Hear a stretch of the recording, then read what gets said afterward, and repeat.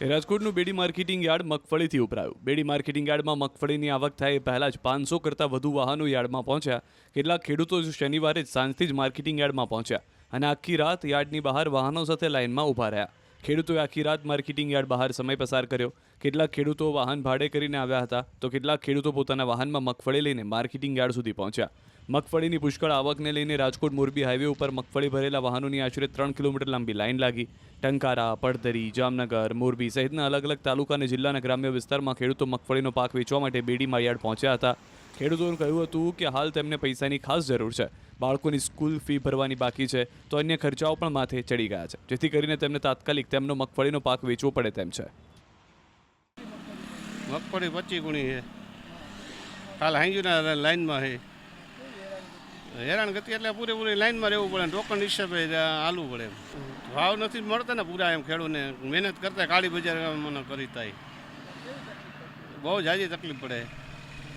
લાઈનનું અહીંથી મને ગવિદાર લગીની છે, અહીંથી મને 5 કિલોમીટર છે. હા, 150 મણ ભરીને ક્યારે આવ્યા હતા અહીંયા? કાલે 5 વાગે.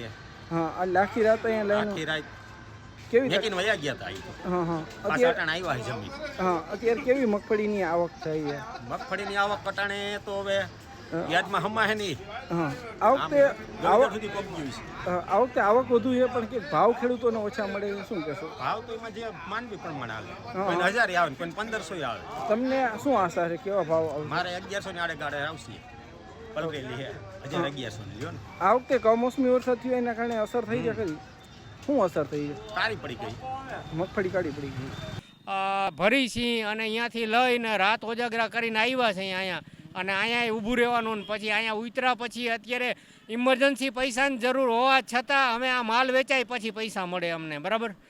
અત્યારે પૈસાની જરૂર છે, બરાબર. મારે પૈસાની જરૂર છે, છોકરાઓની સ્કૂલ ફી ભરવાની છે, પૈસાની જરૂર છે, છતાંય હવે આ માલ વેચાય પછી પૈસા મળશે ત્યાં સુધી અમારે હેરાન થવાનું. અત્યારે ટેકાના ભાવ કરતાં પણ ઓપન બજારમાં ભાવ ઓછા મળે ખેડૂતોને, શું કહેશો? ટેકાના ભાવથી ભાવ ઓછા જ મળે. આની અંદર કોઈ ધારા ધોરણે નથી. આમાં સરકારની મોટી ખામી છે કે આ ભાવથી નીચેનો માલ યાર્ડની અંદર ઓપન બજારમાં વેચાવો જ ન જોઈએ. કે 1400 રૂપિયા 1452 સરકાર દે છે, તો ઓપન બજારમાં A1 A ગ્રેડનો માલ આવતો હોય તો એ 1452થી નીચે વેચાવો જ ન જોઈએ. આવી લિમિટ હોવી જોઈએ કે એનાથી નીચે તો વેચાવો જ ન જોઈએ. સરકારનો ભાવ છે. કેવો ખર્ચો કર્યો હોય?